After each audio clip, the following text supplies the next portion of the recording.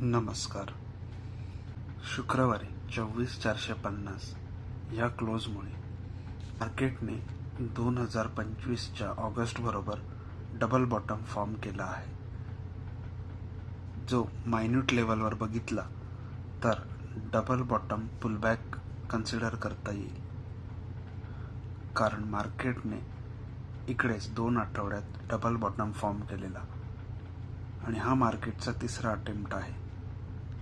So आपण याला double bottom pullback म्हणू शकतो.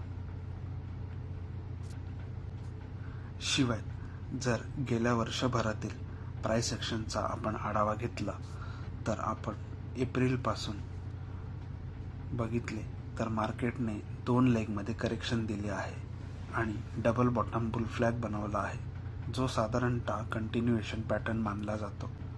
बघण्यासारी आणि एक गोष्ट म्हणजे जर आपण गेल्या वर्षभरातील हायेस्ट आणि लोवेस्ट या 2 पॉईंट्सना कनेक्ट केला तर हा जो आपला डबल बॉटम बुल फ्लॅग झालेला आहे तो साधारणतः 50%च्या रिट्रेसमेंट लेवलवर झाला आहे, जी retracement level most of the Fibonacci traders use करतात. सो आपल्याला आणि एक रिझन भेटला की मार्केट वर जाऊ शकेल.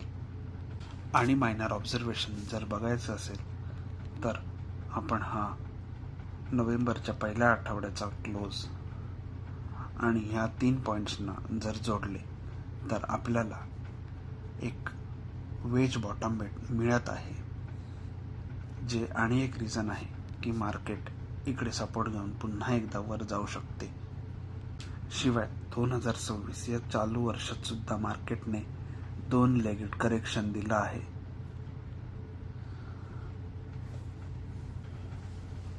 पुढील आठवड्यात मार्केट बुलिश बनण्याचे आणि एक कारण म्हणजे हा गॅप भरण्यासाठी मार्केट बुलिश जाऊ शकते.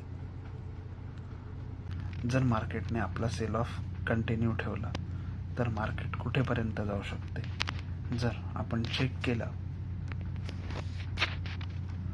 तर मार्केट हे आपल्या ऑल टाईम हाय पासून साधारणतः 6 ते 7% करेक्ट झालेला आहे, ज्याला जर आपण खाली प्रोजेक्ट केला तर ती व्हॅल्यू साधारण 22,600 ह्या पॉईंटवर येऊन थांबते.